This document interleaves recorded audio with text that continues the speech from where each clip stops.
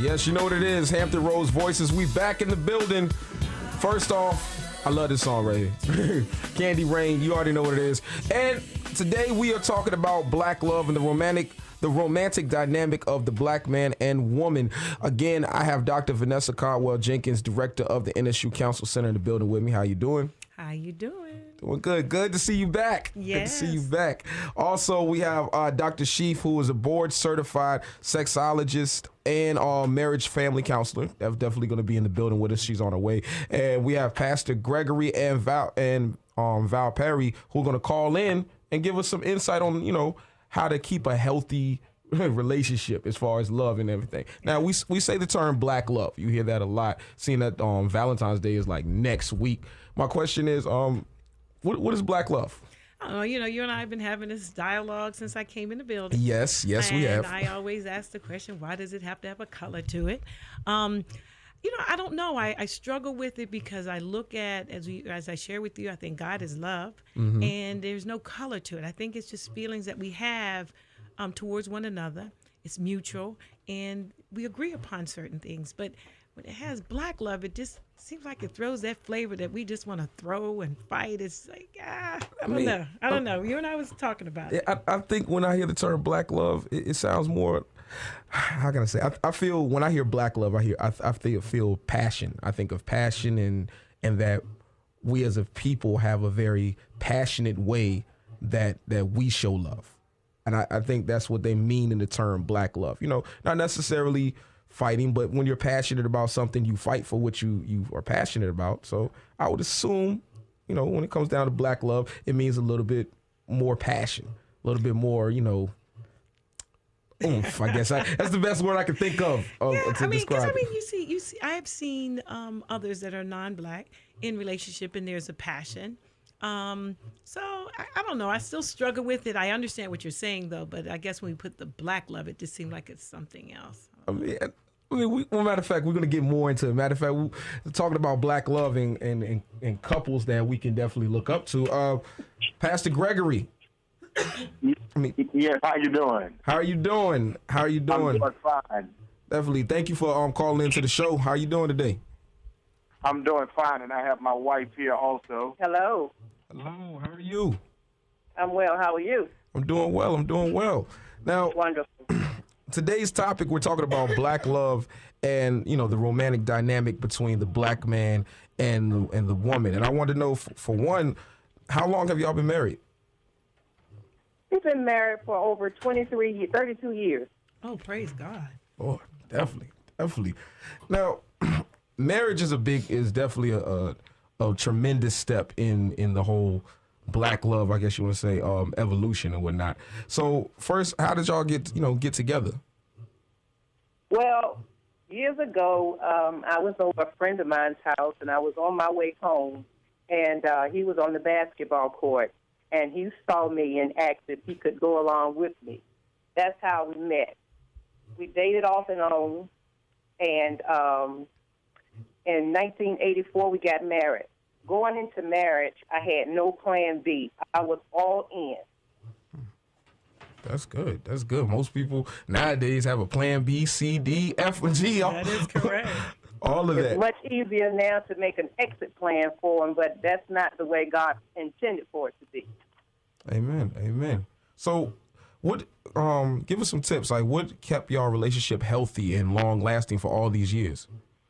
I think one of the things is that we started out our commitment to God.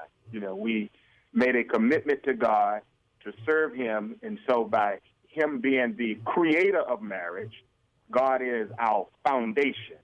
And so out of our relationship with Him, we learn how to love and be committed to one another. And so in doing that, we begin to study the subject of marriage. What is the role of the husband? What is the role of the wife? And so out of that, we got an understanding about marriage. Proverbs 4:7 talks about, in all of your getting, get understanding.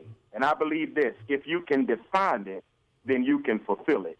The power to define gives you the power to fulfill. And so out of our understanding of marriage, we became dedicated to one another by studying it and being a doer of the things that we were reading, being committed to each other, loving one another, understanding one another, being dedicated to one another, and trusting one another.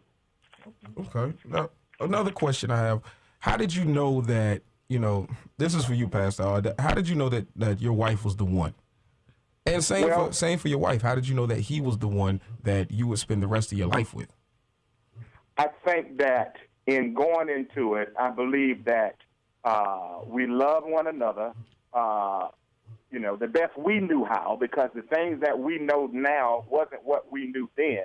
We had a love for one another. We appreciated one another, but we did not understand what marriage was all about. And so I believe that through knowing her and having a relationship with her, we made a choice that turned out to be God's choice and the right choice to love one another, to be married to one another. And also, we became friends. We treated one another with respect. And, of course, he lavished me with things and treated me like a woman. And so that I could appreciate. I believe every woman wants to be treated right and treated nice. And so that was one of the things that captured my heart. So, like I said, we have respect for one another, and we became friends first.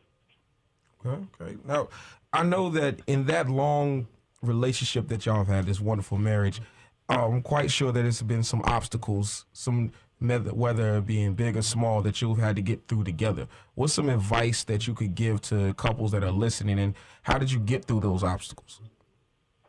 Well, early on in our marriage, we had a son that died he was born in 1985, October of 85, and he died in the nursery. They brought him back to life, and he had brain damage. The two of us was working at the time, and when I had him, I decided to resign from my job so that I could bring him home to care for him. He passed away 14 months later, and so that's the obstacle that we had to overcome during that time. And early on in our marriage, we getting in marriage and trying to learn one another is one thing, but then to be thrust into a situation where you had one income coming in and then you're taking care of a sick child was another hurdle that we had to cross. And so that obstacle right there, I believe what we talk about in the gospel, a Kairos moment, a defining moment in our marriage, something that could make it with the pressure of it or something that could break it. And so what we decided to do during that time is to put our all into one another. This situation brought a lot of pressure on, but I'm a firm believer of this, that pressure can create diamonds or pressure can burst pipes. In this case, through fasting, through praying, through studying, through being committed to one another, I believe that the diamond of a successful marriage came out of it because of what we put into it. If you don't put anything into it, you won't get anything out of it. It's never the situation that will destroy you, but it's what you do in the situation. You have to make a decision that I'm not going to react, but I'm going to respond. When I respond, I think it through. When I react, I don't think, I just do it. And so that obstacle, I believe, was our defining moment because the crisis of financial problems and pressure and one income and all of that, out of that came what we have today. Definitely. Now, my last question to you is, for those that are listening that are either married or thinking about getting married or in a relationship that's leading towards something bigger, and they feel, what are some advice that you can give them from, y'all standpoint of being together so long? What are some advice you can give others that, to help them get to where you are? I think here again, you have to go into it with all of your heart, knowing that there is, like I said earlier, no plan B. There's nobody else for you but your spouse. There's no ace in the hole. And you have to remember that the oath that you took before God, look to honor that. We have to invest in our marriage. We're here in Maryland now at a Marriage Made Easy conference. And so you have to invest in your marriage. You have to take vacations. You have to enjoy each other, date one another, go to seminars. It costs to maintain your marriage, and so we have to be willing to invest in our marriage. I think one of the things also with that, and as she said, we're at what you call with Dr. Mike and Dee Freeman, our pastors, a marriage made easy. That's once a month that they have on the first Friday of the month. But this one is being done today. And so as a result of that, we're still investing after August will be 32 years, we're still investing in one another. And then I think from the male standpoint, with both of us, it has to be selflessness. You cannot be selfish in marriage. I try to always, and this is something key, don't be predictable. Always give the best. What I try to do in this marriage is to give the best, and she do the same. We stayed last night. She's a mall person. She loves to shop. So what I did is, listen, what I did last night, I stayed in the Ritz-Carlton at the Tyson Galleria. Since she loved the mall, I let her stay in the mall so she can just get up and go to the mall. So what am I saying? Give your best. Always give the best. I woke up January the 1st in the midst of my mother being critically ill. I woke up January the 1st, went to Walmart, and bought her a Valentine's gift. And I told her, I'm going to be the first one in the whole world to give a Valentine's gift. I'm going to give it on January the 1st instead of February the 14th. Why did I say that? Don't be predictable. And so I think that's the key right there. Yeah. Continue to invest in one another, love one another. Keep it fresh. Well, thank you, Pastor Gregory and Val Perry. I really appreciate y'all calling in. You're certainly welcome. Thank you. No problem. Bless you. Keep it locked. We got more coming up. We're talking about black love and the romantic dynamic of the black man and woman. You already know what it is. It's Hampton Roads Voices, only on Hot 91. Yes, you know what it is, man. Hot 91. We are back. Hampton Roads Voices. Your boy DJ Illmatic Beats in the building with Dr. Vanessa Caldwell-Jenkins, director of the NSU Council Center. How you doing? I'm good. And I'm blessed also to have Dr. Sheafe. Let me make sure I pronounce it right. Dr. They'll mess up your name. Okay. Yes, that's me. Dr. Sheafe, board certified sexologist and marriage family counselor in the building with us as well. And the topic we're talking about is black love, the romantic dynamic of the black man and woman. Now, I'm sorry. One correction. Licensed clinical social worker. Oh, my apologies. But when we before the phone call, we were talking about what is black love. Now, Dr. Vanessa, you've had your view of it. Dr. Sheafe, what do you think or feel black love is? As a definition, if I were to think about black love, I think about passion, I think about happiness, I think about joy, I think about spirituality. And in a big way, even though we're wrapping a definition around black love, I kind of see it as all love. That's what I see it as. Okay, I agree. See, like I told you, passion. Like when you hear the term black love, and I ask also you, the listener, 757-823-9110, what do you think black love is? Like, what is your definition of black love? When I hear black love, I feel, again, like I said, passion. I feel proud of it. I think that the label black love has been put on it in recent times just because of a lot of things that we as African Americans have been going through in the media. Mm-hmm. So putting a name to something that has always been gives it, I guess, it's just good branding. It makes people feel a little bit more proud about it and can associate with what they're actually dealing with. But, when it comes down to black love, why is that important to, matter of fact, to the African American community and just to America, period? Why is black love important? When I think about black love in that sense, I think about self-love. I mean, because that's where all love starts. It starts with me, and that's the only thing I can give. The only thing I can give is what I got.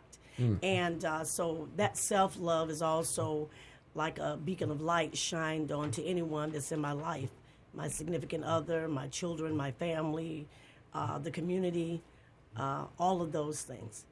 Okay. Dr. Vanessa? I'm following you. Because, I struggle with it. I understand and I do give respect. And I think that it does have a lot to do with passion and the beacon of light that shines as an African American. we're always putting the limelight. I guess I was just thinking it was just separating just love, and I just look at love as a whole. And I think whether I'm loving someone that's white or black, I still have a passion because love is within me, and that love just. But I understand what you're saying. I got you on that. But I see the difference, but I guess I'm just used to looking at things as a whole. Because whatever I have, if it's love, it's for everyone and whoever I'm with, and just spread the love because, God is love and I have God within me. Okay. It's the God in you. That's right. Okay. Now, this is the thing I've noticed, that when it comes to love, we tend to throw that word out a lot in relationships. Yeah. We tend to throw love like, oh, that's wifey right there, or that's my boo. I love my boo, and things such as that, and post all these wonderful pictures on Instagram. And then a month later, y'all don't love each other. That's not somebody you love, So what is love, and why do we act like that? Like whoever wants to take this one. I really wonder about that. Like, because a lot of times, Valentine's Day is coming up, and we're going to hear a lot of, I love this person, and this is me, and we're together, and we're happy, and we love each other. But then the first time something happens, you don't love that person. Well, I look at love in the context of conditional and unconditional. Unconditional love is what we like to think of ourselves in a relationship as having or giving. However, if the love changes, then the love was based on conditions. So it's like the weather. When the weather changed, whether that be we had an argument, a disagreement, and I think about my 30 plus years of working with dyads and couples and relationships, and I think of the many different reasons why people say they fell out of love or they stopped caring about a person. Some of them are based in things like they may have been betrayed, and it's too much for them. They may have felt abandoned, and that may have been too much for them. And so feeling that it's not being reciprocated, because, love has to be reciprocated. If you're asking for something, like I always tell people this, when I meet people and they say, I'm looking for a good woman, I'm looking for a good man, my question to them always is, what are you offering? You can't ask for something you're not willing to give. And if you're looking for a good woman or a good man, is that what you're offering to the person that you're trying to connect with? Because if you're not, if you meet a healthy person or a good woman and a good man and you're not that connection isn't going to last. Okay. Yeah. And I always look at, for me, anything that you fall into is not good for you anyway. You should grow in love. It shouldn't be, I fell into what? Because you hurt yourself every time. It should be sounds like an accident. Right. Like I didn't accidentally, it should be something we grow together. If you want it to grow, you have to, it's like a flower. You have to plant it. You have to, make sure the soil is good. You have to take care of it. You have to water it. That's something you love. Okay. And it's unconditional. You just keep doing it. And when you break love down, here's another thing to remember. Love has to do with a person's center. And a person's center has to do with the thing that they value, because, what you want in love at 20 is not what you're going to want at 30. Love develops, it grows. What you wanted 5 years ago changes because my needs change. And then that's why in relationships, sometimes the things that in relationships is that people grow apart because one person continues to grow and another person may become stagnant. They may not grow. And that's really difficult for that love to blossom and grow. It's like a flower that is dying because it's in need of water, but it's not getting any. And then if you got a person that feels like they're always giving and never receiving, after a while, they can have a tendency to kind of pull back because, you're not watering me. If I'm being affectionate and doing things like buying you gifts or doing something for you or cooking breakfast in the morning, waking you up, being the one that lifts you up in the relationship, but I don't get that. That becomes hard to do after a while, right? Because you don't feel appreciated. And so the center of a person is what they value, and what we also know as love is what we grew up with. how was my mom and dad? How did I see love? How did I see love expressed in my church, with my mom and dad, with my sisters and brothers as they dated and saw other people? All of those things influence what we want and how we love and what our center is. And two things, when you made that statement too, you think about the issues that come up, when we, as they say, grow apart. But I think we wait too late a lot of times in communicating when my needs are not being met. It's only after we've done something. I've heard a lot of people when I see folks in counseling when they say, well, we're growing apart and I started to do my thing, he started seeing someone else. But did you actually communicate your needs were not being met? It's that communication piece that doesn't happen, and people assume that, well, you should have known. We have to talk. It's not like Jeopardy. I take love for 200. It's tell me what's going on. I mean, we don't communicate. I agree. And I want to know what y'all think. 757-823-9110. Question to everyone. Do you feel that black love or love period is dying now? Like, we don't see a lot of people staying together. Like, you hear people talk about older couples that are grandparents and are great grandparents who literally were together for God knows how many years and went through ups and downs, but still was together. And now it's like, if we have an argument or disagreement, we're going to get divorced or something like that. Yeah. I mean, communication is very important, but what happens when, okay, let's say I'm communicating with my significant other, but if I'm constantly communicating the same issue that I'm saying, this as a man, this is what I feel, and every time we talk about it, you either get upset or you get to the point where you're like, well, why are we talking about the same thing? So then my response would be, because you're not listening, and the next thing you know, there's no solution. We just upset about the same thing every time it comes up. How do you even deal with that? Well, what I would say to that is, oftentimes in a relationship, it's going to be the delivery. How are you bringing up the concern? After you bring up something so many times, you probably don't bring it up in the same good spirit you brought it up originally. You're tired, and so now I'm not saying it sweetly or saying something nice. I'm jumping at you, maybe being a bit more aggressive than I would be, or either I'm maybe snapping at you, and then what happens is that when the person says, well, you keep bringing that up over and over again, it goes back to what was said about communication. When it comes to communication, it's going to be in the message and in the delivery of it, and then how it's being heard.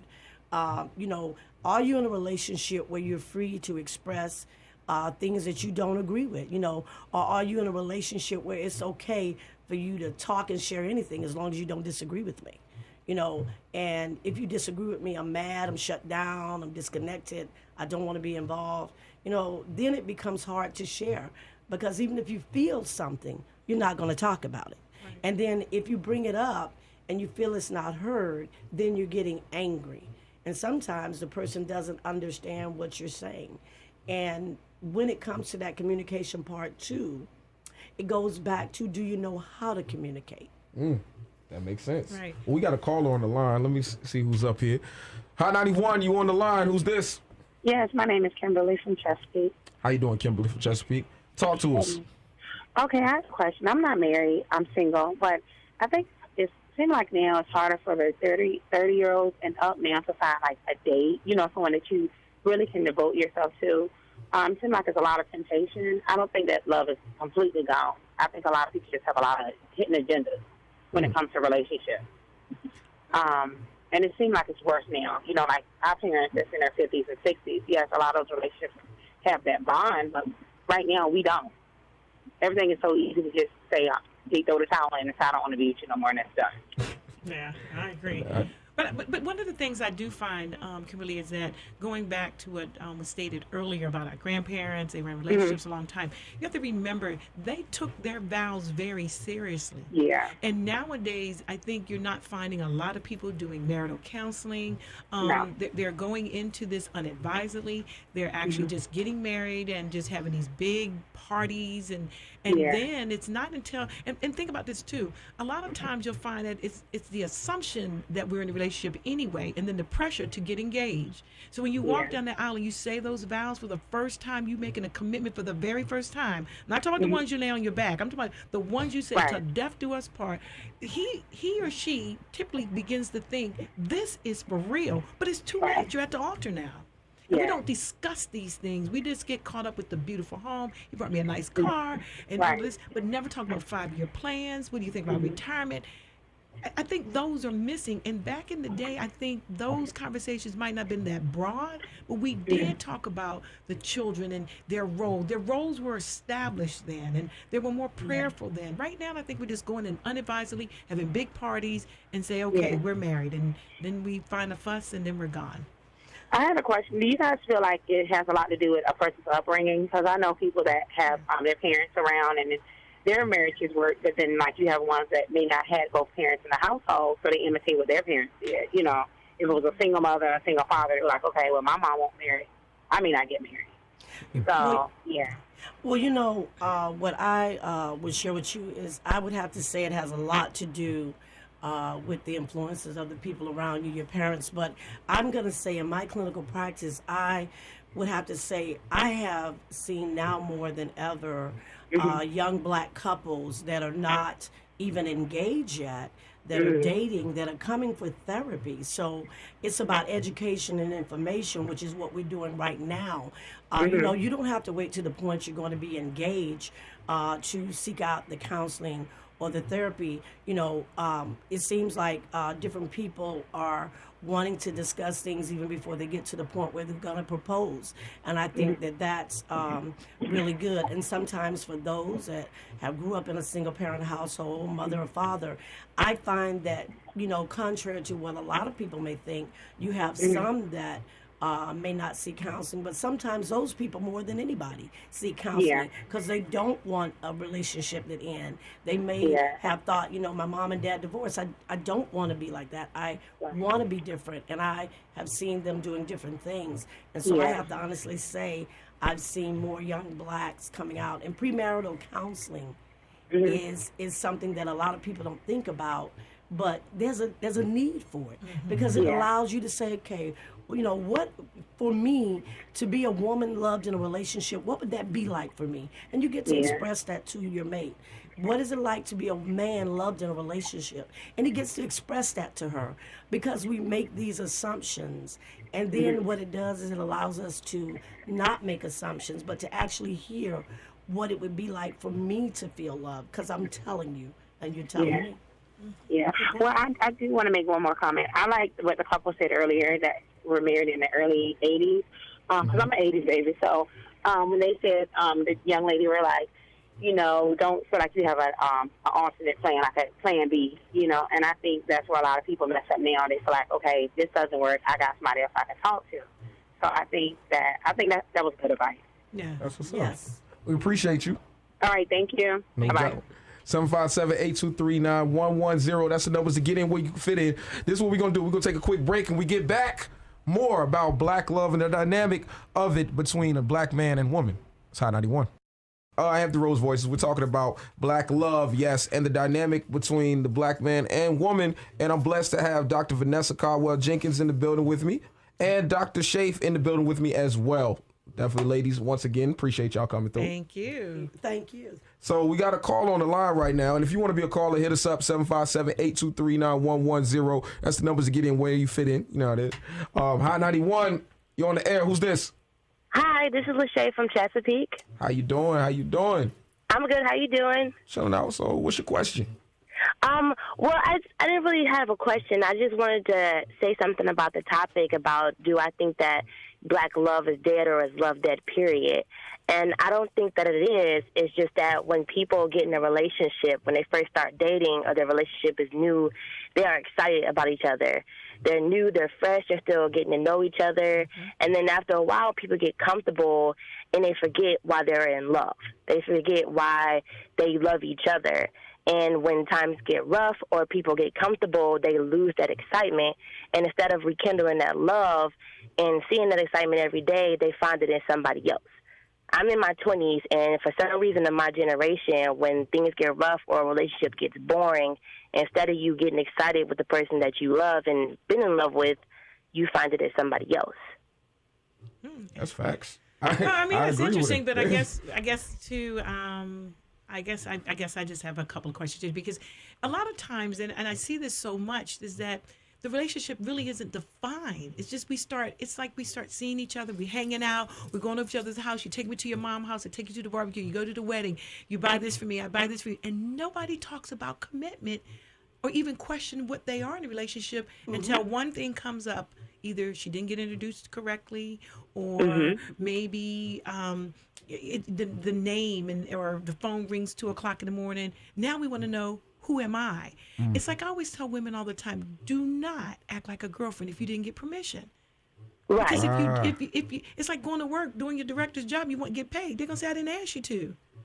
But Right. a man will not tell you to stop doing the wifey things or the girlfriend things. That's true. No, because they enjoy it. That's true. Right. So we have to be very careful, and we have to, because I know when you were saying, we fall in love or we in love and then we fall out, probably was no connection as to what we were doing anyway. It's not that we fell out of love. It's just, was it love? That is true. I agree with that. And like I said at the beginning, there's the excitement. There's the excitement there. And then once it's gone, then it's going to get dull if you really don't know anybody. Well, but also in long-term relationships, people get comfortable and, she's not doing this, she's not doing that anymore. And for some reason, they don't want to tell that person. They don't know how to tell that person, so they just go to somebody else who's already doing it. I want to share that, in a relationship is a us job. It's not him or her job. It's not her job to keep him excited about the relationship, and it's not his job to keep her excited about the relationship. They both have to work on the relationship. But I go back to what Dr. Vanessa is saying. Are people making assumptions that we're in a relationship? Because a lot of people don't even really understand platonic dating. It's an evolution of a relationship. Girlfriend status, boyfriend status. That is usually something that is acquired over time. We start out being friends. We get to know each other. You like me, I like you. And then, instead of assuming I'm a girlfriend or assuming I'm a boyfriend, that should turn into a conversation. Because if I want you to be someone significant to me, let's say, because this is the 21st century, if I'm interested in a guy and I want him to be my boyfriend, I'm going to ask him, to be my boyfriend. He has let's say yes or no answer. And if he's going to ask her to be his lady, that's a question that needs to be asked and not an assumption made. Makes sense. I definitely agree. I appreciate you, caller. You're welcome. Definitely. 757-823-9110. Hit us up right now. You got any questions? We're going to answer them. I mean, but she brought up a definitely a very good point. I know a lot of us in the millennials, I'll say a lot of us that were, that may not be married right now, or we're like, in our 20s or early 30s, have gone through that when it comes to relationships. Like, you're talking to somebody, y'all have gone on a couple dates. You may have met that person. Like we was joking about, you probably met that person at the club or something, and now y'all going out on dates and things is cool. She's met some of your friends by circumstance or whatever the case is, and then somebody always comes up with that question. So, like, is that your girl, or is that, and then you're stuck in that moment as a dude or as a female to try to explain what y'all are when y'all don't even really know what y'all are. Y'all just dating, but it's no like. There's no term for that. And that's why you all make up terms. Yeah. It's like we'll say. Instead of calling it what it is. Because it's funny. This is what I've noticed. All right. People, have you ever, and hit me up and let me know. Have you ever been talking to someone and y'all like each other equally and y'all been going out and things been cool, you know what I mean? But you like this person, but you like them like, you don't want them to talk to no one else, but y'all are still dating. You still want to have that freedom feel. I know it sounds weird, but like, hear what I'm saying. Like, so y'all are dating, and let's say that girl is in a picture on Instagram with somebody, or she gets a phone call or something, and then you feel some kind of way. Or ladies, vice versa. You like this guy, but y'all don't have a title. There's no title. So Y'all are going around doing the acting like y'all boyfriend and girlfriend, but no one has said anything. And the minute you see this guy take a picture with somebody or get a text message, you got an attitude. What do we do when it comes to that? Because you're not communicating. It still goes back to the same thing. Why wait until he's with someone taking pictures? I mean, you should say, if I'm feeling you, I want to, when we go out today, one of the things I noticed, we've been together going out for the last 3 or 4 days, 4 weeks, months, and I'm really beginning to like you a lot. Tell me a little bit, do you really think that we can pursue this relationship? It requires talking, not assuming, and that's what we do. And you know what? A lot of people, Dr. Vanessa, they really don't know how to date. No. There's an art to dating. I'm a clinical sexologist, so let's talk about this. How do you date? There's an art to dating. Number one, when you are dating, that means that I'm getting to know you, you're getting to know me. But when I'm dating, that's exactly what that means. I may see you, and I may see him, and I may see someone else. And I'm being honest. I'm not giving you the impression. A lot of people feel what they don't know is they're playing a game. And that's when people play games with love. To give someone the impression that they are the one or we are exclusive and they're not, that's just playing a game with someone's heart or their feelings.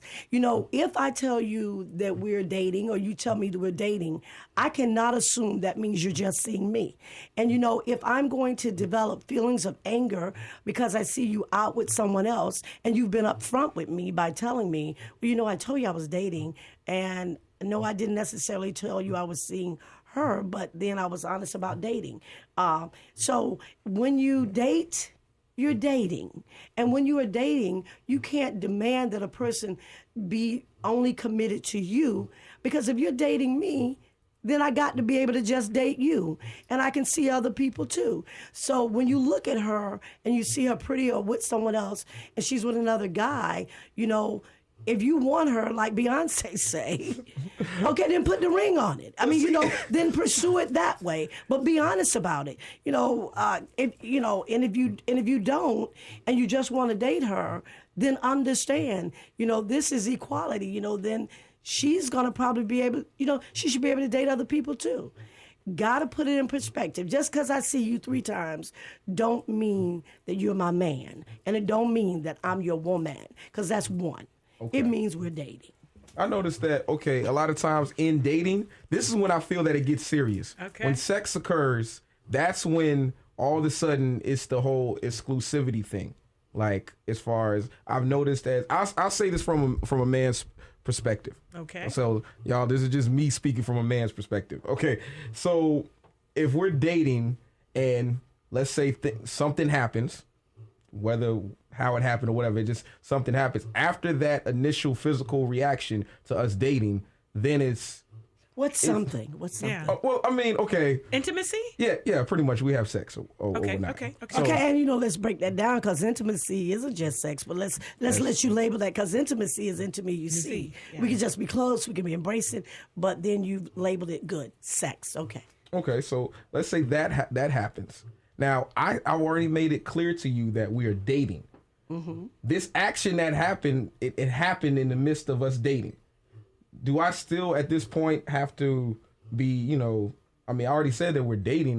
Do I have to clarify that, after this happens, we're still dating. This happened.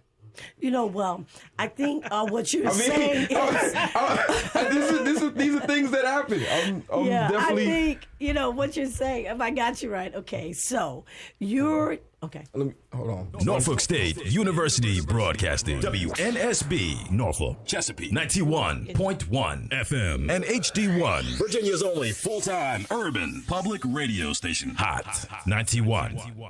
Continue. Okay, so if I got this right, you said you're saying it as a male, and you're talking to me. You say, okay, so we're dating, and as we're dating, we happen to have sex.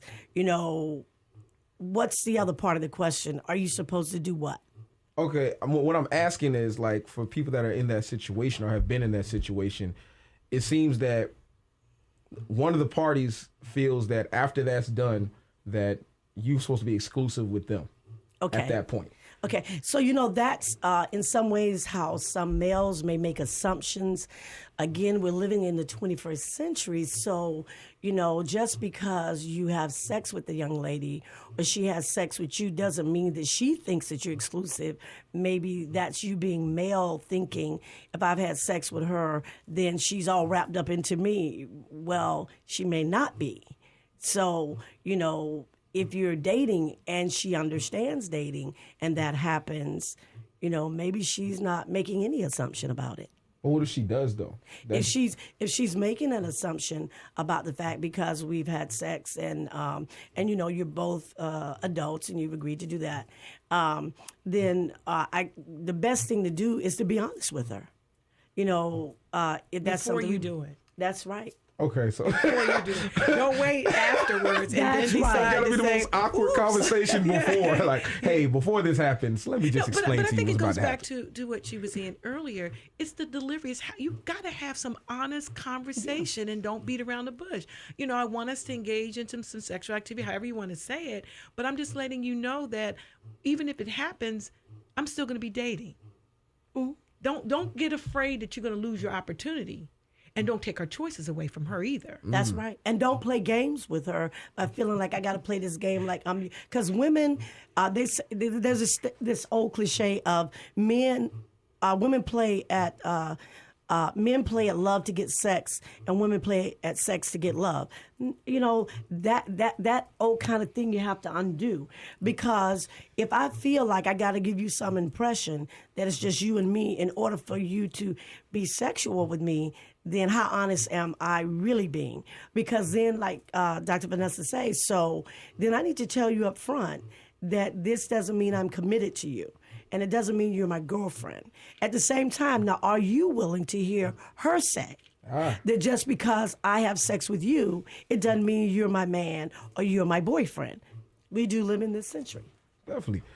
Hit us up right now, 757-823-9110. If you're in that situation or have been in that situation or in some kind of situation like this, hit us up and let us know what it is that you're going through. Give us some insight, Listen, we're going to go to some music. When we get back, we got more on the topic. All right, keep it locked. Hampton Road Voices on High 91.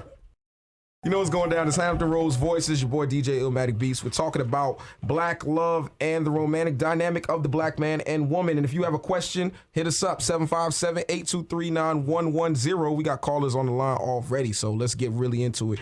High 91, you live on the air. Who's this? Yes, this is James. How you doing, James? What's going on with you? Well, I was listening to the conversation, and the lady said something that I agree with, but I'll do it in two parts. The first one is, she said you have to have open communication. And that's so true. I had more sex when I was single before I got married. When I told girls, I like you, we can go out, something may happen, but I'm just not ready for a committed relationship. And they were fine with that because they knew where I came from. But that also lets me know in perspective that there's no one woman who can say, as women, we do this. And there's no one man who can speak for all men. Everybody is different and is based on experience in their previous relationships and their upbringing. So when I see people who read about these books or talk to these so-called specialists and it doesn't work for them, it's because they don't have no differences.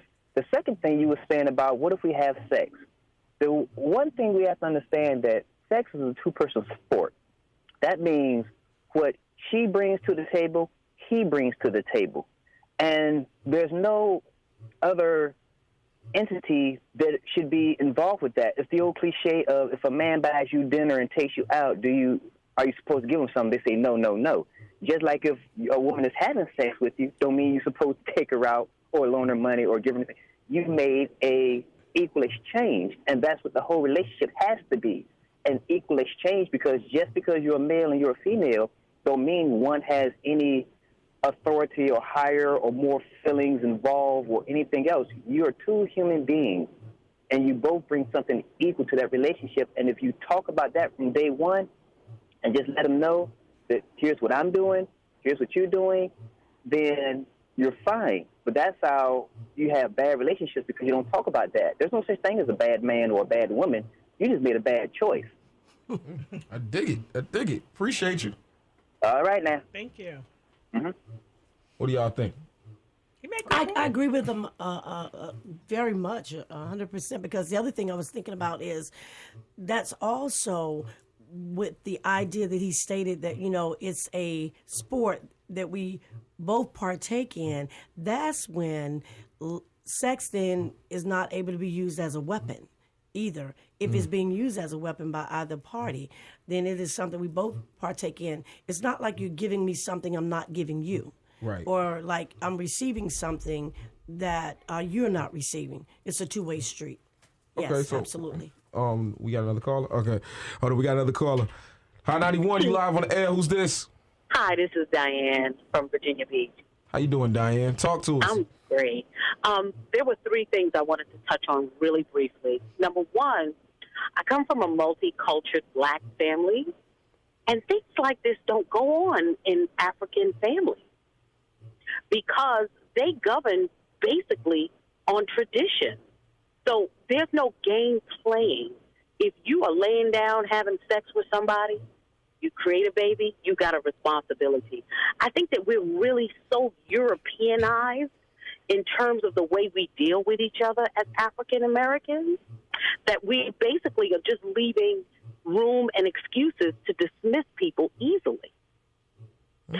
I have a brother, I have several brothers, but one of my oldest brothers, he used to date this girl, and he used to date several girls, and every time he would get busted cheating or doing something incorrect, he would always say to them, well, I told you I wasn't ready for a commitment. So once he got off the phone and I heard him say that one time, I went to him as his sister, and I said, okay, you have her and her children living in an apartment that's in your name, right? He said, yeah. I said, you helping pay the bills sometimes, right? He said, yeah. I said, you got your dirty drawers over there too? He said, yeah. I said, are you over there cooking and cleaning? Yeah. Are you disciplining kids? He said, yeah. I said, brother, you in a committed relationship, whether you want to believe it or not. You're just playing games. But you are. You walk in commitment. But you want to have the freedom to do what you want to do. Now, as far as I'm concerned, what happened to me is I had a very platonic relationship. And by relationship, I mean we were communicating lovingly with each other. We were going out together. We were taking care of each other, all of these things. And then he went and slept with a friend of mine. And then that conversation, when she came to my house to help me out with something, because it was an event that I was having. And she happened to mention to me that she was sleeping with him.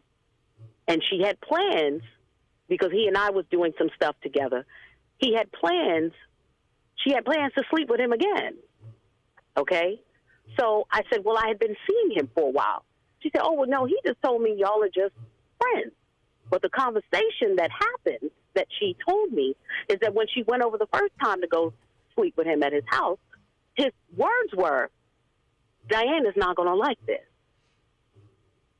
So my thing is this. My point in saying that is, it's not just the act.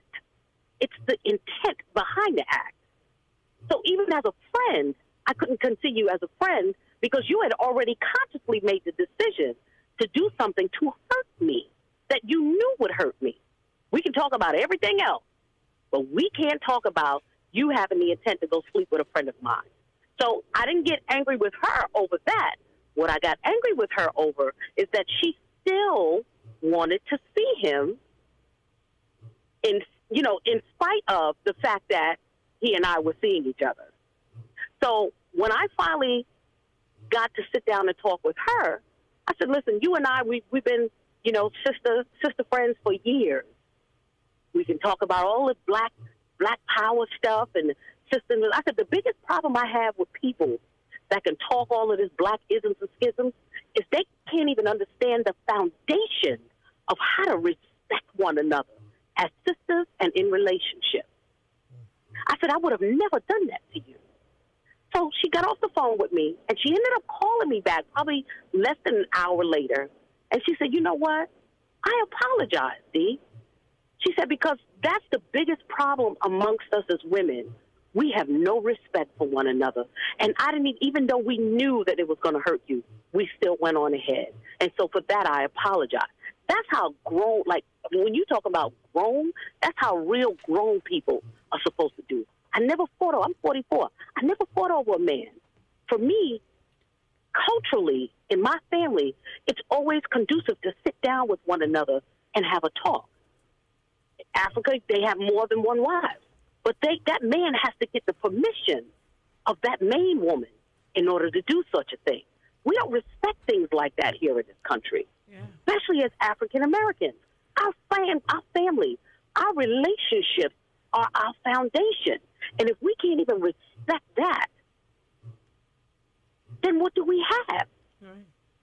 That's what our former president was trying to teach us from the get-go. Wow. Respect yourself. Wow. I mean, I definitely agree with that. Yeah, we're so fleeting. You're a human being just like I am. We're so fleeting to just dismiss one another. No commitments, no commitment to culture, no commitment to nothing. But then we want to stand together and do black power.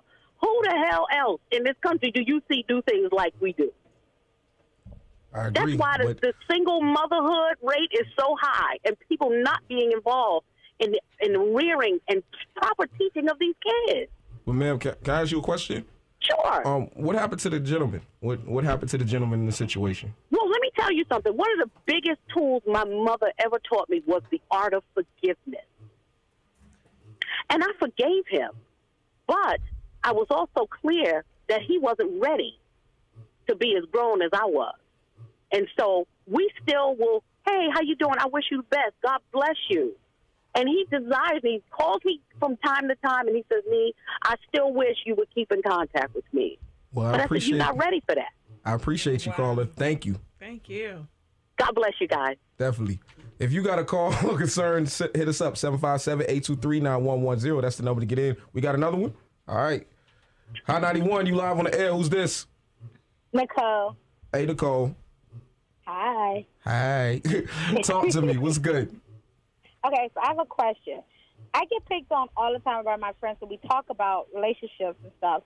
And my friends pick on me because I have a list, and they was like, my list is so strong, like I might pass someone up. Am I wrong for having a list?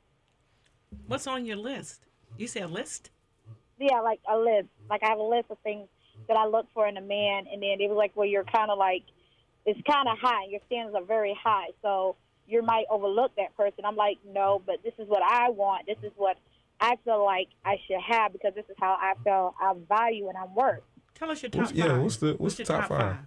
I don't want nobody to know my list because then everybody's going to know who it is. What? Now, you're looking for a particular person. They have a name and everything? No, I don't have a name so on it. So how would they know?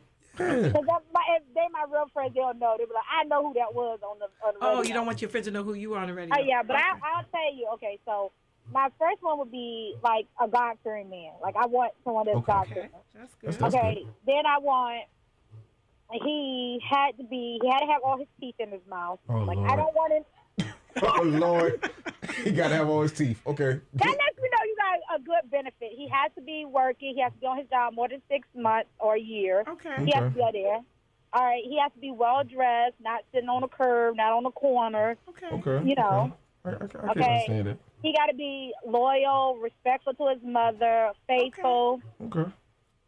Okay. I think that's good. So if he was missing like 2 teeth, you wouldn't like that? He had everything else, but he was missing like 2 teeth? He can buy them. I'm saying he got a good no, job. I think because I have all my teeth, so I feel like he should have all his teeth in his mouth.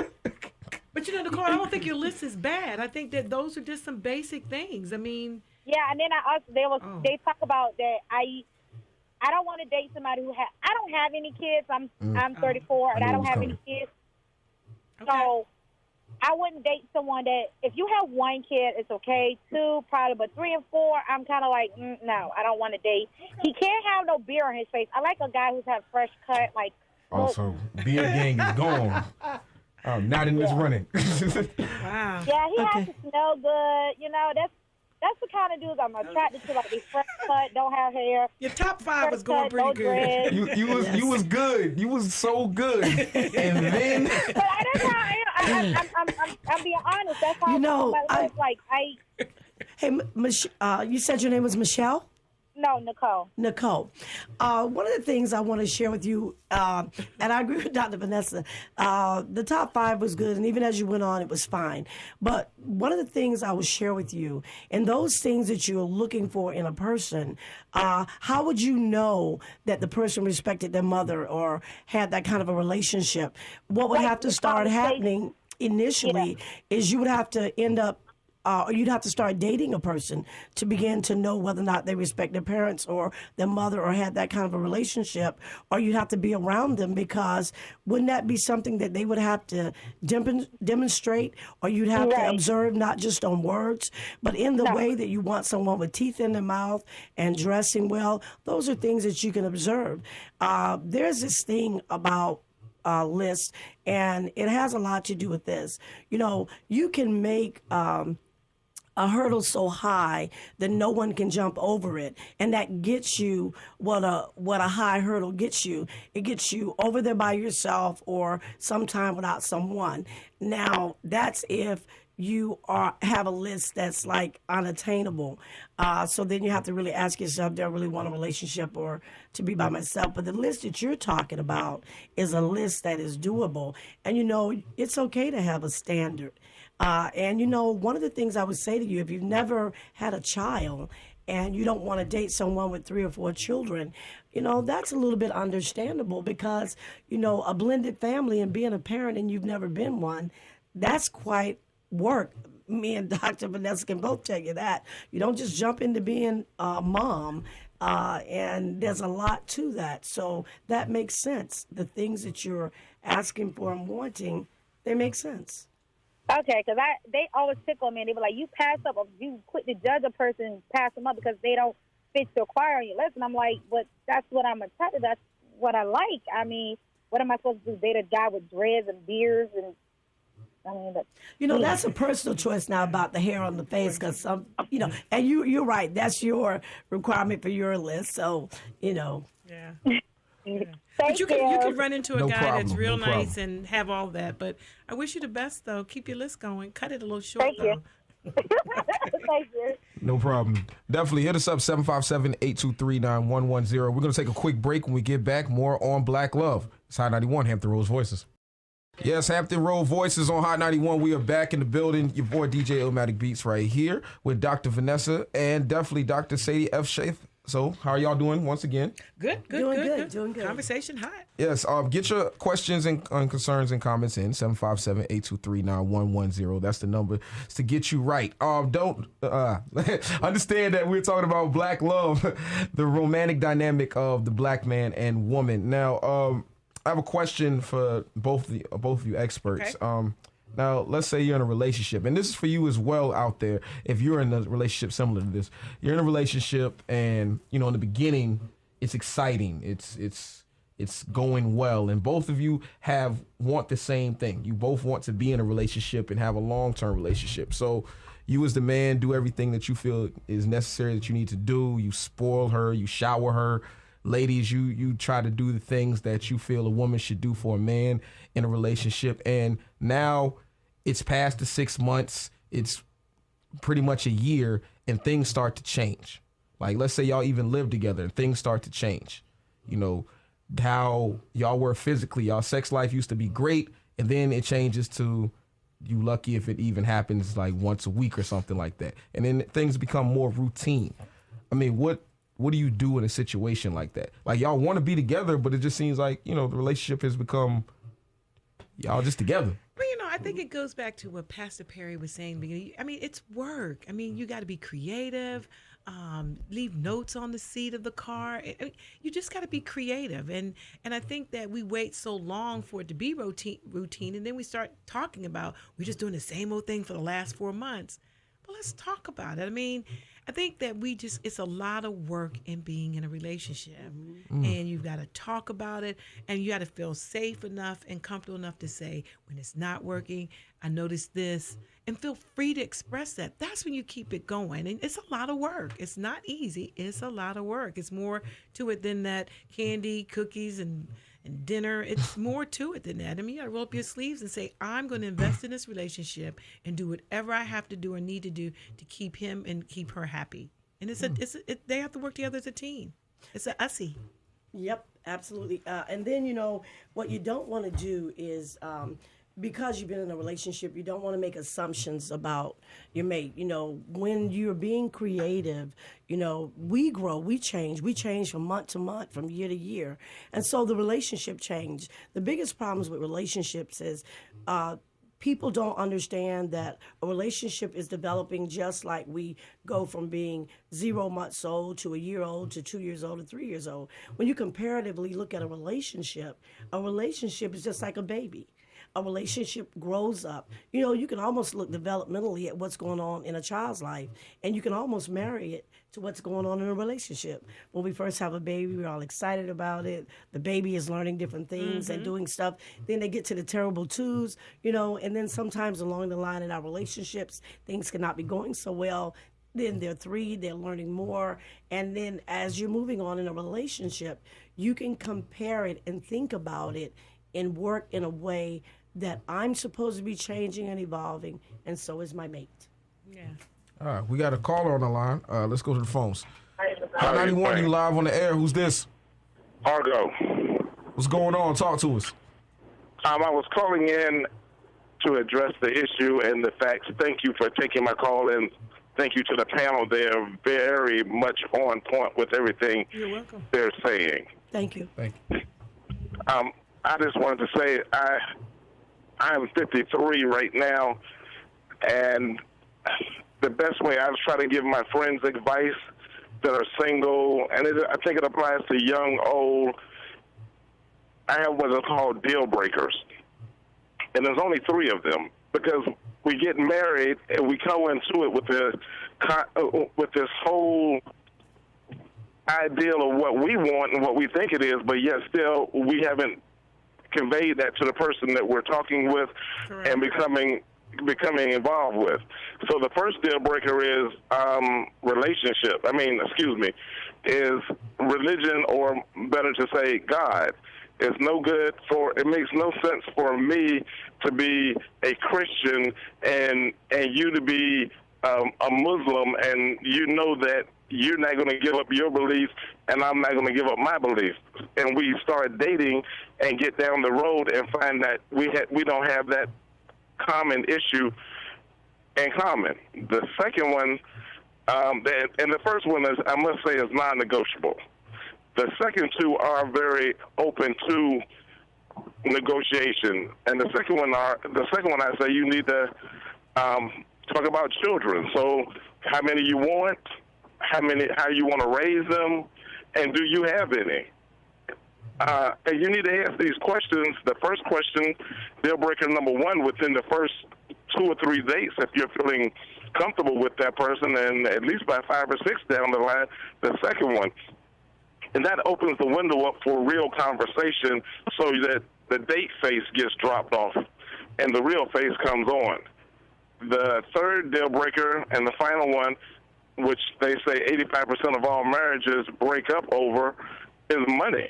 I mean, you need to discuss how you're going to deal with money, how you're going to handle money, how you want to grow your money, because it makes no sense to get involved with someone and then that person feels, well, mine is mine and yours is yours. This is my second marriage, and my first marriage would have worked if my first wife would have loved herself like as much as I loved her. So, and she had 3 kids, and I married her still because I'm from the old school that when you marry the woman, you marry the children. That's just that's how you roll. Yeah. People nowadays do not understand the basic fact that dating is not a sport. Dating has a purpose, and it's to find a mate. Mm-hmm. So it isn't. I mean, I tell guys all the time, man, stop messing over women, because when you mess over women and do them wrong, you just made it hard for the next guy who could have been the right guy, and he has to jump this huge wall that's been put up because of your foolishness. Like the young lady who called in with the list. I understand having standards, but we all must understand you must compromise, because I can give you one example. My brother, who only dated women that had a certain size, a certain shape, and long hair, and then, like I told him, I said, buddy, you're going to fall in love with somebody that's close to this standard, but not the exact person of that standard. So I really hope that this has helped someone, and I hope it's on the line of the conversation. Thank you for my call, and continue doing the great work that all of you are doing. Appreciate that. Definitely. That was good. And if you have a comment or a question or anything that you want to add to this conversation, definitely hit us up, 757-823-9110. That's the numbers that you need to call to go ahead and get your comment known. So, now, you were just talking about how that in a relationship, when it's, at first it starts good, and then after amount of time it starts to get dull. You were saying that you need to do things to, keep the flame going. What are some examples of ways to do that? Like, especially if you're a type of person that's in a relationship where you have pretty much did a lot already, done everything you can think of that, and that person has received it well. What are some new things, and how can you come up with new ideas? One of the things that I would say is that, spending time together doesn't always mean you need to be doing something. Sometimes, just being together on the couch, being in the presence of each other, intimacy, and intimacy on so many different levels. Intimacy is not just about being sexual. Intimacy is holding hands, walking the beach, reading a book together, discussing a book, having dialogue about even your growing up years. It's just endless things that you can do with your mate that help us grow closer together, allow you to know more about me and me to know more about you. Because even as we marry people and we're together over a period of time, we are constantly growing because we are connected to our environment. I go to work and I grow. I learned something at work. I may have met a friend and I grew. We come back and we talk about our day or what we've learned. Just being able to share kind of can take that boredom that may appear to be setting into the relationship, or not even just that boredom, just that energy that is not there to go to do something different. And like if you're tired after work and you're kind of worn down, is that okay? Yeah, it's got to be okay, because that's the reality of life. There are times we're just tired. And so, just kind of being able to be there for each other during that time, I think is important. And there may be times when we just have to learn to appreciate each other in silence. And there's this thing about, they always talk about opposites attracting. Mm-hmm. But there's another part to that. Opposites attract, but similars endure. I like that. Yeah. That's very good. I was asking for some tips, but I think just the small things, like I said, just leaving little notes in the car, writing something on the mirror, and even just calling to say, and this would, she's sitting at her desk, and you just gonna say, hey, I was just thinking about you, and can't wait till you get home tonight. That's good. Put a smile on her face. And doing something opposite, her buying him flowers, or either her getting his hair cut, and just different things like that. Little things mean a lot. True. Even if you're walking in the front door, to pick a flower bud. That does a lot to lift a person's day. To call and say, I love you. How you doing? I just called just because. Speaking of calls, we have a call on the line right now. Hot 91, you live on the air. Who's this? How you doing? This is Kenneth. How you doing, Kenneth? Talk to us. I'm doing well, man. Well, I greatly appreciate y'all having this conversation tonight, because it's a pre-Valentine's Day for a lot of folks. Panel, y'all doing great. Thank you. I've been listening. I listened to the young lady talking about how her girlfriend took her man, but caller? I guess the caller hung up. Hot 91, you live on the air. I'm live on the air right now? Yeah, you live on the air. Who's this? All right. Hey, how y'all doing? How you doing? How are you? I'm good. I'm good. I was just calling in reference to the situation with me and my ex-girlfriend. Got a question. Yeah, go ahead. Talk to us. Okay. Well, so we started dating about 8 months ago, and we just recently broke up about a month ago. We've been in and out of talking, like if we should be back together or not. I'm kind of at the age where I'm ready to settle down, but I'm not ready. I'm not sure exactly what to do to get to that point, because it seems like everything I do, it don't work. How old are you? I'm 22. 22. I go to Old Dominion University. Okay, that's good. That's good. What kind of things do you do when you say it seems like nothing I do work? I mean, I take her out. You know, I do everything she asks for. It's just the fact that she thinks that I'll be doing other things that I'm not doing. Sound like there's some mistrust there, and it doesn't even sound like you're real clear as to what you want. And if you're not clear what you want, how can you invite someone else into your life to share? So I think it's just to take just step back and take some personal inventory. Okay. Because when it's important. It's important. Because if you don't really know what it is you want, because you said some buts, and I'm not.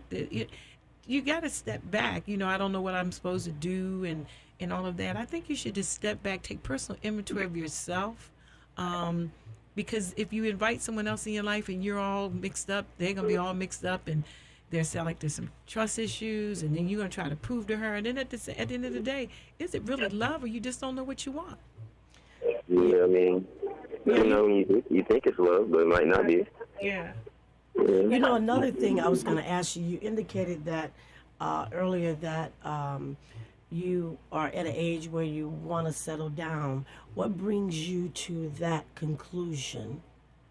Just because I pretty much, I'm not gonna say I've been a hoe or nothing like that, but I've already been experienced a lot of things that I wanted to. It's not really anything else for me to do. It's just the time for me to be with one person and just keep moving forward with my life in a positive way. Okay. Appreciate you, man. Yeah, thank you. I appreciate y'all. No problem. All right. Excuse me. I need some water. But I actually understand how he feels, though. I understand how he feels on that, because I can say personally, when I was, a little bit younger, I felt that same way that I had,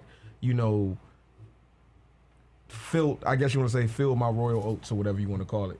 I experienced everything I wanted to experience, and I wanted to actually see what it was like to have a committed relationship, because you'll see some of your friends actually have a committed relationship, and it seems fine. People seem happy. They do things together, and you get tired of having different girl after different girl that you just can't just go do certain things with or whatever. You have a roster of them. But then I tried that, and it was I understand where he's coming from. I felt I would fail at that with different females and stuff, and then I just came to the conclusion of just finding time to find out about myself and what I really wanted. My mother had told me one time, she said, write down on a piece of paper everything that you want in a female, then put it in the Bible and pray over it, and then don't think about it. Just when it comes, you'll know exactly what it is. It almost sounds like you're talking a little bit along the lines of what a lot of women talk about, or young ladies talk about, when they talk about their clock ticking. Like at a certain age, they feel like I should have gotten married, I should have had a baby, or something like that. But people develop. Everybody's different, and everybody is not at doing the same age, and so you got different people at one level at this age and different people at another. And so when you are having that feeling that, I want to be in a committed relationship, what's going on around you? Like you said, are you looking around, seeing that your friends seem to be with someone? But still, you have to be real honest with yourself, because if I'm in a relationship where I am not with a person that let's say, is willing to be my girlfriend or is willing to be that special person to me, then I don't want to force that, because those kinds of relationships forced or made up can go all the way to the point of the altar, and they can end, unfortunately, in divorce. True. We have another call. Let's see who's on the line. Hey, Hi, 91, you live on the air. Hey, this is Kenneth. Hey, what's going on, Kenneth? Oh, you back. So you got back with us. Yeah, I'm back. Now finish your statement. You was talking to us. So the young man that spoke that he's been married several times, and I explained to you that I was married 3. And it's a process, and it's so true that to get to know your mate, and it's time. My thing over there is that you don't rush into anything until you're sure about it. Ladies, you have your particulars, the men have their particulars, but take your time. I have a daughter. I got 2 daughters. And I explain to them, take your time. Don't rush into anything that you regret later. Okay? I got a son that has a son. Son, take your time.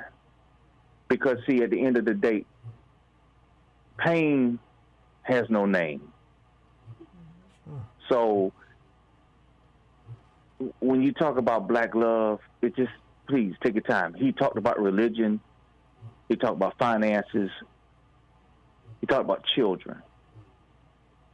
My thing over there is that once you meet someone, you're supposed to put all your particulars on the table at the beginning. Your finances first.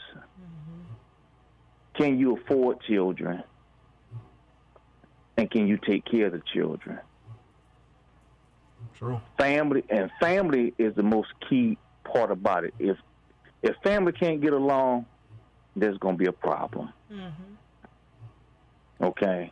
Especially when you have someone else's children. Trust me, I raised other people. I done raised some children. They come out to be fine people because of the standards that we be taught. Right. But you got to sit there and bring the whole family together. My wife now, I knew her daughters before I knew her, because we were in the church, and they worked with me in the church, and then I met the mother. So it was, I had that bond with the daughters already. But it's still communication. Bottom line, at the end of the day, communication with love. Well, we appreciate you for that. All right, man. No problem. Thank you, panel. Thank you. Y'all have a blessed one. Thank you. All right. Definitely. He has very good points on that. And hit us up right now if you have something you want to say. 757-823-9110. That's the numbers to get in right now and get your comment heard. See who else is on the line. Hi, 91. You on the air. Who's this? This is Argo again. How you doing? I'm doing good. Okay, so what's your comment? I wanted to ask the panel a question, but I also want to give this tidbit to ladies. The first thing, my people are from North Carolina, from the country, and I remember old women sitting around selling butter beans, telling young girls this, and I'm sitting there with my cousins and listening to this. The old women say the way you have a man to fall in love with you and the way that you know whether or not the man is worthy of your love is, number one, you do not cloud your judgment with intimacy, because intimacy will bring a clouded view once it happens, because you start thinking with your head, and the minute you become intimate with somebody and fall, you think you're in love because of the physical that's going on, and you stop thinking, more or less. That's what they used to tell young girls. So they say if you don't give in to men and he continues to chase you. Right. Hello. I guess we're on to the next call. I'm calling you on the air. Who's this? This is Cece. How you doing, Cece? What's your comment? Just want to comment and say that I think it is so important for women to be a role model and to set an example and standard for our young females. I notice a lot of times that the females don't, the young ladies really don't have a lot of expectations, and you shouldn't. Life is not built around expectations, but you have to know your self-worth. And we definitely could use more guidance in regards to bringing up the young ladies in our youth right now, as well as young men. They're not to be excluded. So I just wanted to say that. Thank you. That was good. Good point. Definitely. Definitely. You guys have a great night. You too. You too. Hit us up, 757-823-9110. We got another call? All right, let's take him. High 91, you live on the air. Who's this? Hey, how you doing? This is Jerry. All right, brother. Talk to us. All right, how you doing? This is me from I go to Old Dominion University. You know, I met this girl in my freshman year. We've been together for 3 years straight. And turn your radio down for me. Turn your radio down for me. All right, can you hear me now? Yeah, whatever noise you got in the background, turn that down and talk to us. All right, it's all down now. All right, go ahead. Okay, so this girl I've been with we started dating my freshman year of college. We were together for 3 years. Then this last year, we just recently became like breaking up, on and off. Right. I really do love her. She means a lot to me. But like recently, when we weren't talking, I came across and met this other female, and she attracted me a little more than I was expecting. Like I wasn't expecting to feel this way about anyone else, but it did happen, and I don't know how to end things with the previous person I was dealing with, because I still do love them and care about what they think. I'm just not sure what to do. I'm hearing you say what you're saying. It sounds like you're in love with her, and you don't know how to break it. Break what? I mean, like I don't know how to. I'm not sure exactly how to break it down to her. Like cut it off for good, because I do love her, and I know she loves me. But it's just I just understand that we're not going to get back together just because of the things we've been dealing with. So you are clear that you're probably not going to get back together, correct? Well, she's not clear of that, and because just due to the fact that she keeps trying. Right. And again, I mean, I'm not going to say that you're not feeling what you're feeling for the other person, but I'm just wondering if, they say that rebound. It's not love with another person or anything. It's just like a strong feeling, like a neutral. Like it's just like a natural, like just being around them makes me feel a lot more comfortable than I was expecting to feel around anybody else. Right. But I'm just wondering if some of that is just some residue from, you're feeling lonely, and that's why I always think it's this time when you end is take a break sometimes and just kind of do some personal check-in, personal inventory with some things. Sometimes just rushing right from one and not healing the body from what you've gone through. That's 3 years, and then someone else, and because then you're going to get in that new relationship. Possibly you don't know, she start falling in love, as they may say, and you're like, no, I didn't really want that, and then it gets real confusing for you. So I would just take some time and step back and just process what has happened between you and the young lady that you were with originally. The one thing I would like to ask you is that you indicated that you had dated for 3 years. Did you say over the past year that you've been breaking up off and on?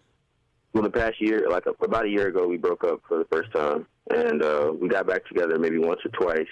But I'll say about the past 6 months, we haven't really been together, but we were around each other sometimes. Okay.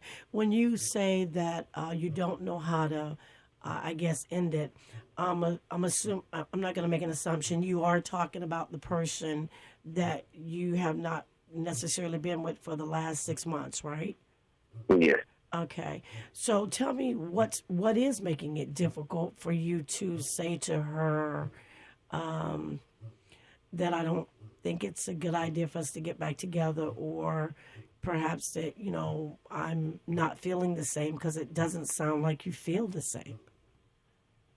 Yeah, I don't feel the same that I did when we were dating, but I guess it's just the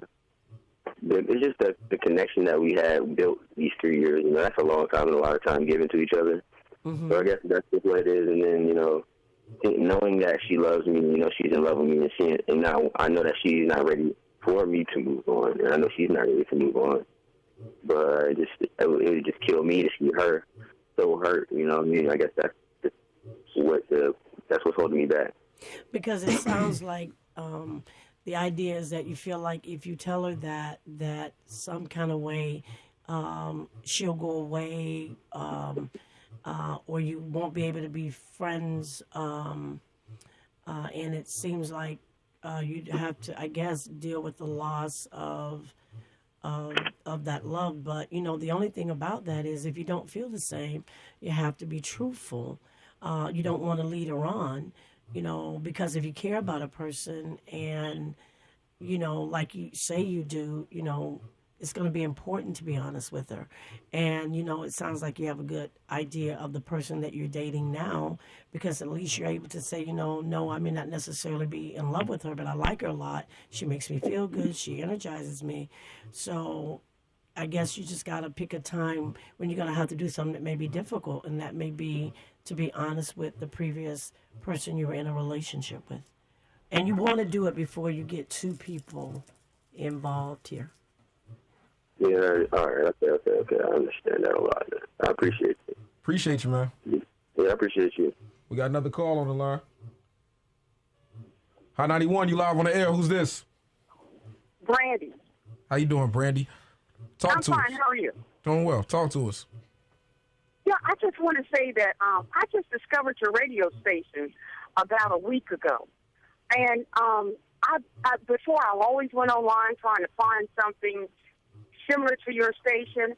Had no idea we had one like this in the Hampton Roads area. And I just want to say you guys just need to keep up the good work. You have an awesome station, an awesome format. Thank you. Appreciate that. Send us a letter. Let us know. Let the president of the university know. That's good information. Absolutely. Definitely. We got another caller. Caller, you live on the air. Who's this? Hey, this is Quinn Lumpkin. I'm calling I'm calling to commend Dr. Sadie Sheafe. That's actually my mother. Yeah, and I actually work for her. I just left the Norfolk site about a couple hours ago, and I'm so proud of her, man. Me and my coworker Mary Beth Gingrich, we're so proud of her for being on here and giving her expertise, man. She's amazing, man, and I'm just so proud of her. I just thought I'd call and give her my support, and I'm very proud of her, man. Thank you. No problem, man. And I want to spread my love, and mommy, I love you. Keep doing your thing, and I'm gonna hold the business down, man. You know it. DQS Healthcare Group. Thank you, Quentin. Love you too. No problem. I'll talk to y'all later. Y'all be blessed. Definitely. Thank you. Well, Hampton Roads Voices is come to an end. So big up to everybody that was calling and showing love and giving us your question, your comments, and your stories and getting advice. I want to say thank you to Dr. Vanessa for coming through. You're welcome anytime. Thank you for Dr. Sadie coming through. You're welcome anytime as well. Now I want for those that are listening and they have more questions, is there any way that they can get in contact with either one of you and get some more good wisdom that you're giving out? Because I know I'm gonna ask some questions. For me, you can reach me at DQS Communications in Hampton. The number is 864-0673, and you can also go to the website at virginiatherapist.org. Tell you all about the services that I offer as a clinical sexologist and licensed clinical social worker. Definitely. And I'm here on this wonderful campus of Norfolk State University. You can reach me at 757-823-8173, and you can email me at vcjenkins@nsu.edu. Well, once again, thank you for coming through to Hampton Roads Voices. Thank y'all for calling, and know this, that next week we'll be talking about Black Health Matters. Yes, Black Health. We're going to be talking about it. So keep it locked. I got that mix coming up. It's Friday, and we're going to have a good time with it, all right? You know what it is. It's High 91.